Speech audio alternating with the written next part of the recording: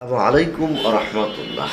আলহামদুলিল্লাহ আলহামদুলিল্লাহ ওয়াকাফা ওয়া সালামুন আলা ইবাদিহিল্লাযীনা ইসতাফা, আম্মা বাদ। প্রিয় বন্ধুরা, আজকের ভিডিওতে বিশেষ আরেকটি বার্তা নিয়ে আপনাদের সামনে উপস্থিত হয়েছি।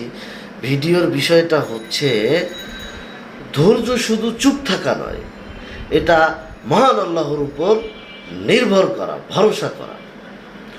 অনেকে ভাবে ধৈর্য মানে নীরব থাকা। না, ধৈর্য মানে হচ্ছে মহান আল্লাহর পরিকল্পনায় বিশ্বাস রাখা, এইটাই ধৈর্য। যখন আমরা অন্যায় দেখে রাগ করব না, বরং আল্লাহর দিকে তাকাতে হবে, তখনই আমরা সত্যিকারীর ধৈর্যশীলের পরিচয় দেব। মানে একটা অন্যায় দেখব, রাগ করব না, রাগ করলে ওখানে ক্ষতি হতে পারে, মানে পরিকল্পনা নিয়ে কাজটা করতে হবে।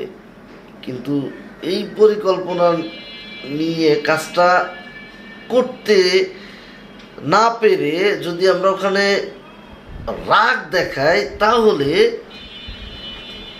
সব কিছু নষ্ট হয়ে যাবে, ধ্বংস হয়ে যাবে। তাই বলা হচ্ছে আমাদেরকে আল্লাহর দিকে তাকাতে হবে, তখনই আমরা সত্যই ধৈর্যশীল হতে পারবো। নবীজি সাল্লাল্লাহু আলাইহি সাল্লাম কত অপমান সহ্য করেছেন, কিন্তু তিনি ভেঙে পড়েননি, কারণ তিনি জানতেন সিদ্ধান্ত মহান আল্লাহ তাআলা দিবেন। তাই বিরক্ত নয়, বিশ্বাস রাখতে হবে আমাদের। এটাই হচ্ছে ধৈর্য। আল্লাহ তাআলা আমাদেরকে ধৈর্যের উপর পুঙ্খানুপুঙ্খানুভাবে আমল করার তৌফিক দান করুন, উপযুক্ত বিষয়ের ভিত্তিতে।